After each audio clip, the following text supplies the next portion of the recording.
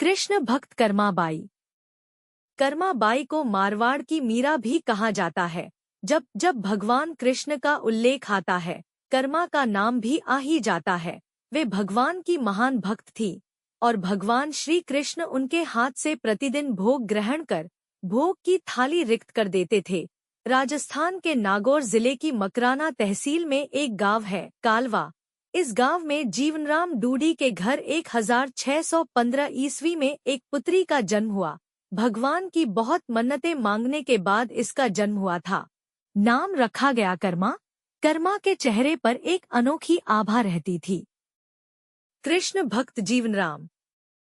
जीवनराम स्वयं धार्मिक पुरुष एवं अनन्य कृष्ण भक्त थे। उन्होंने भगवान के नाम मदन मोहन से अपने घर में कृष्ण भगवान का मंदिर बना रखा था। वे प्रतिदिन भगवान कृष्ण की पूजा करते और भोग लगाते तथा भगवान को भोग लगाने के बाद ही भोजन ग्रहण करते। यह उनके घर का नित्य का नियम था। इसी प्रकार समय बीतता गया। कर्माबाई प्रतिदिन अपने पिता को श्री कृष्ण भगवान की पूजा करते देखती, उनको भोग लगाते देखती। यही सब देखते सीखते कर्माबाई का बचपन बीत रहा था। अतः बचपन से ही उस नन्ही कर्मा में भक्तिभाव के संस्कार थे। इन्हीं संस्कारों के बीच पलते बढ़ते कर्मा 13 वर्ष की हो गई। कर्मा का खिचड़ा। एक बार जीवनराम को कार्तिक पूर्णिमा स्नान के लिए पुष्कर जाना था। उनकी पत्नी भी उनके साथ जा रही थी। वे कर्मा को भी साथ ले जाना चाहते थे, लेकिन एक समस्या आ गई। उनकी अनुपस्थिति में भगवान को भोग कौन लगाता? इसलिए उन्होंने कर्मा को यह जिम्मेदारी सौंपी और बोले, पुत्री, हम दोनों पुष्कर स्नान के लिए जा रहे हैं। तुम सुबह भगवान को भोग लगाना और उसके बाद ही भोजन करना। कर्मा ने यह जिम्मेदारी सहर्ष स्वीकार कर ली।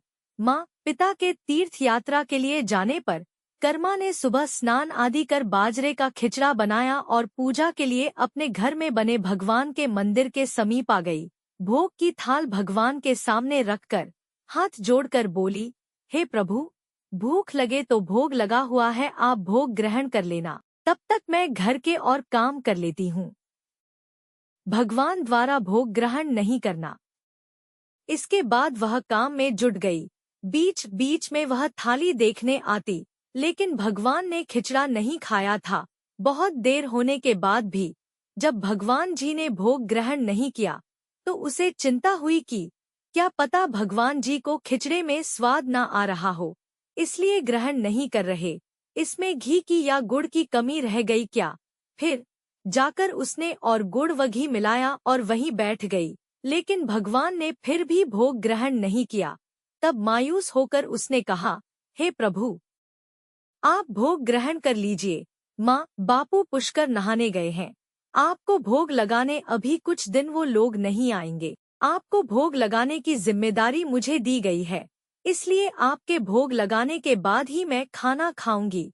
परंतु भगवान जी ने फिर भी भोग ग्रहण करना शुरू नहीं किया। कर्मा की भगवान से शिकायत। फिर कर्मा उनसे शिकायत करते हुए बोली, माँ पिताजी, जब भोग लगाते हैं तब तो आप भोग ग्रहण कर लेते हैं, फिर आज क्यों भूखे बैठे हैं? इतनी देर हो गई है, खुद भी भूखे बैठे हैं और मुझे भी भूखा रखा है। यह सब बोलकर वह भगवान के भोग ग्रहण करने की प्रतीक्षा करने लगी। परंतु यह क्या, अब तो सुबह से दोपहर समाप्त हो शाम हो चली थी। भूखी कर्मा अब रुआसा हो गई और दुखी हो रोते हुए बोली, हे भगवान जी, आप ग्रहण कर लीजिए भोग, अन्यथा मैं भी भूखी ही रह जाऊंगी। अंततः कान्हा के काठ की मूर्ति से आवाज आई। कान्हा बोले, कर्मा, तुमने पट बंद किया ही नहीं, तो मैं भोग ग्रहण कैसे करूं? यह सुनकर कर्मा ने पट खींचकर ओट कर दी। भगवान ने भोग ग्रहण किया। भगवान श्री कृष्ण ने खिचड़े का भोग ग्रहण किया और थाली पूरी खाली हो गई। कर्मा ने पलटकर देखा तो भोग की थाली में भोग नहीं बचा था। तब कर्मा बोली, भगवान जी, इतनी सी बात थी तो पहले बता देते, खुद भी भूखे रहे और मुझे भी भूखी रखा। इसके बाद कर्मा ने खिचड़ा खाया। अब तो प्रतिदिन कर्मा खिचड़ा बनाती है और भगवान जी भोग ग्रहण करने आते। इसी बीच उसे लगने लगा कि उसे सबसे पहले भगवान को भोग लगा देना चाहिए। क्या पता उन्हें जल्दी भूख लग जाती हो। साफ सफाई, नहाने धोने के कारण भगवान के भोग में देर हो जाती हो। फिर वह सबसे पहले उठकर भोग बनाती और प्रभु को भोग लगा लेती। फिर अपने दिन भर के काम करती। कर्मा बाई के माता पिता का तीर्थ से लौटना। कुछ दिनों बाद उसके माता पिता तीर्थ से लौट आए। आते ही पिता ने अपनी लाडली पुत्री से पूछा, पुत्री, तुमने किसी भी दिन भगवान को भूखा तो नहीं रखा। कर्मा बोली, नहीं पिताश्री, मैंने भगवान जी को प्रतिदिन भोग लगाया। फिर जब माँ रसोई घर में गई तो देखा जाते समय तो गुड़ का मटका पूरा भरा था, अब खाली कैसे हो गया। उन्होंने कर्मा को बुलाया और पूछा, पुत्री, गुड़ कहाँ है। कर्मा ने बताया कि रोज भगवान कृष्ण उसके पास आते और खीचड़े का भोग ग्रहण करते, कहीं मिठास कम न हो जाए, इसलिए खीचड़े में गुड़ कुछ ज्यादा डाल दिया। उसने पहले दिन हुई परेशानी के बारे में भी बता दिया। चकित माता पिता और कर्मा का जवाब। कर्मा ने कहा, भगवान जी ने बहुत देर तक ग्रहण ही नहीं किया था भोग, फिर पट बंद करने पर किया। यह सुनकर माता पिता चकित रह गए। वे जिन ईश्वर के आशीर्वाद हेतु इतनी दूर तीर्थ यात्रा पर गए थे, जिन्हें पाने के लिए लोग न जाने क्या क्या करते हैं, कहाँ कहाँ ढूंढते हैं, वे भगवान उनकी बेटी के हाथ से उनके घर में खीचड़ा खाते हैं, यह कैसे संभव है। उन्हें चिंता भी हुई कि बेटी बावली तो नहीं हो गई है। ये भी सोच लिया कि क्या पता कर्मा ने ही पूरा गुड़ खा लिया हो।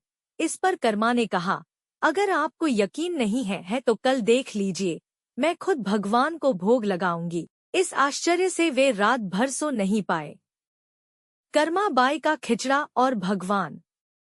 दूसरे दिन कर्मा ने खिचड़ा बनाया और मंदिर में भोग की थाली रखकर पट बंद कर दिया और बोला, हे भगवान जी, ये लोग नहीं मान रहे कि मैंने आपको ही गुड़ घी खिलाया है, अब आप भोग खाकर स्वयं सिद्ध कीजिए। भक्त की पुकार सुन भगवान को आना ही था और कान्हा खिचड़ा खाने आ गए। जब पट खुला तो जीवनराम और उनकी पत्नी आश्चर्यचकित थे कि भोग की थाली में भोग बचा ही नहीं है। फिर कर्मा का जीवन प्रतिदिन भोग लगाते ही निकला। देवी कर्मा जगन्नाथपुरी में। जब उनके माता पिता नहीं रहे तब वे एक दिन अपने कान्हा की मूर्ति साथ लेकर तीर्थाटन के लिए निकल पड़ी, परंतु भगवान की कृपा से उन्हें हर दिन खिचड़ा बनाने के संसाधन मिल ही जाते और वे प्रतिदिन कान्हा को खिचड़ा खिला लेती। तीर्थाटन करती हुई देवी कर्मा भगवान जगन्नाथ की नगरी पहुंच गईं और वहीं रहने का मन बना लिया। वहां भी रोज भगवान को खिचड़े का भोग लगाती और पट बंद कर देती। भगवान भी प्रतिदिन उनके भोग को ग्रहण करते। बालक का खिचड़ा मांगना। जिस दिन उन्होंने पहली बार जगन्नाथपुरी में खिचड़ा बनाया, उसी दिन उनके पास से जा रहे एक बालक ने उनसे कहा, माता, घी की बड़ी अच्छी सुगंध आ रही है, क्या भोजन बचा है। देवी कर्मा ने कहा, हाँ बालक, बचा है, तुम बैठो, मैं तुम्हें देती हूँ। यह कहकर देवी कर्मा ने उस बालक के लिए भी खिचड़ा लगा दिया। बालक पूरे मन से स्वाद लेकर खा रहा था। देवी कर्मा को यह देखकर सुख की अनुभूति हो रही थी। उस बालक ने खाते खाते पूछा, माता, क्या मैं कल आऊंगा तो भी मुझे खिचड़ा खिलाओगी। यह सुनकर देवी कर्मा मुस्कुराई और बोली, हाँ पुत्र, तुम यदि प्रतिदिन आओगे तो मैं प्रतिदिन तुम्हें खिचड़ा खिलाऊंगी, तुम निःसंकोच आना। यह सुनकर बालक प्रसन्न हुआ और प्रतिदिन देवी कर्मा के पास खिचड़ा खाने आया करता था। साधु द्वारा नियम बताना। एक दिन जब वह बालक खाना खाकर जा ही रहा था, तभी उसने देखा कि एक साधु बाबा वहां आकर देवी कर्मा से कह रहे थे कि हे देवी, आप बहुत धार्मिक महिला हैं, भगवान को प्रतिदिन भोग लगाकर खाती हैं, परंतु इन सब के भी नियम होते हैं। आपको बिना नहाए ऐसा नहीं करना चाहिए। आप तो भगवान की परम भक्त लगती है। सो हे देवी, प्रतिदिन साफ सफाई करने के बाद नहा धोकर ही भगवान का भोग बनाया करें और लगाया करें। यह सुनकर देवी कर्मा ने उनको हाथ जोड़कर प्रणाम किया और कहा, जी साधु बाबा, आप जैसा कह रहे हैं मैं वैसा ही करूंगी। मैं इस बात से अनभिज्ञ थी। फिर साधु बाबा वहां से चले गए। कर्मा की भोग लगाने में देरी। अगले दिन से देवी कर्मा साफ सफाई कर नहा धोकर भोग बनाने लगी, परंतु अब भोग लगाने में देरी हो जाती और जब तक भोग नहीं लगता उस बालक को भी भोजन नहीं मिलता। बालक आकर माता से कहता, माता, देर हो रही है, भूख लगी है, भोजन दो। माता कहती, थोड़ी देर रुक जा लल्ले, मैं दे रही हूँ। बालक जल्दी जल्दी खाकर भाग जाता। कुछ दिन ऐसे बीते, परंतु यह कौन जानता था कि वह बालक साक्षात भगवान जगन्नाथ हैं, जो प्रतिदिन बालक का रूप धर कर्मा बाई के हाथ से बना खिचड़ा खाने आते थे। इतने दिनों में जब जगन्नाथ मंदिर में भगवान का पट भोग के लिए खुलता तो भगवान के मुख पर की खिचड़े का जूठन लगा होता। पुजारी के स्वप्न में भगवान जगन्नाथ। एक दिन पुजारी ने मुस्कुराते हुए मन ही मन कहा, हे प्रभु, आपकी लीला भी अपरंपार है। जाने किस भाग्यवान भक्त के यहाँ आप जाकर प्रतिदिन खिचड़ा खाकर आते हैं। फिर पूजा अर्चना हुई, दिन बीत गया, रात्रि हुई। रात्रि को पुजारी के स्वप्न में भगवान जगन्नाथ आए और उन्होंने पुजारी से कहा, हे भक्त, तुमने सही पहचाना। मैं अपनी एक अनन्य भक्त कर्मा बाई के यहाँ प्रतिदिन उनके हाथ का बना खिचड़ा खाने जाता हूँ। वह मुझे बिल्कुल अपने पुत्र सा लाड करती हैं। उनकी भक्ति से मैं अति प्रसन्न हूँ। परंतु इसी मंदिर के एक साधु ने उन्हें कुछ आम जीवन की ज्ञानवर्धक बातें एवं उपासना का तरीका समझाया, जिससे मुझे भोग लगाने में अब उनसे देरी हो जाती है। इसी वजह से मेरे मुंह पर खिचड़ा लगा रह जाता है। प्रभु की लीला भी अपरंपार है।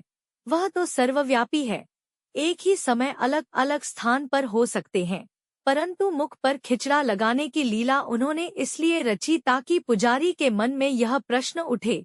उस प्रश्न के निवारण में प्रभु पुजारी जी को यह बता सके कि आम जीवन में हम अपने ज्ञान को जब दूसरे को बताते हैं तो वह सदैव ज्ञान के लिए होना चाहिए, न कि भक्ति के भाव को बदलने के लिए।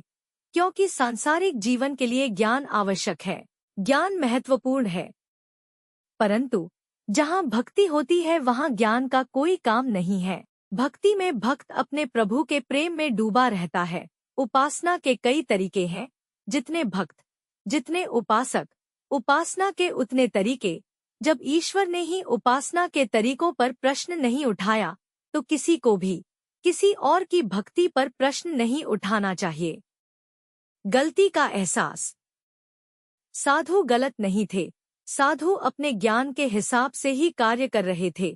वह सही थे, परंतु उन्हें यह नहीं पता था कि जो महिला प्रभु को बिना नहाए खाना देती है उसका भाव सिर्फ इतना था कि मेरे प्रभु को जल्दी खाना मिल जाए, वह भूखे ना रह जाए। और यह प्रेम भाव प्रभु के लिए हर नियम से ऊपर था। इन बातों को सुनकर पुजारी जी ने साधु बाबा को बुलवाकर यह बात कही। साधु बाबा को भी अपनी गलती का एहसास हुआ कि वह भगवान और भक्त के बीच में आ रहे थे, और उन्होंने बिना समय गवाए माता कर्मा के पास जाकर कहा कि हे देवी, आप जैसे प्रभु को पहले भोग लगाती थी वैसे ही लगाइए। मैं आपकी भक्ति नहीं समझ पाया, इसलिए मुझे क्षमा करें।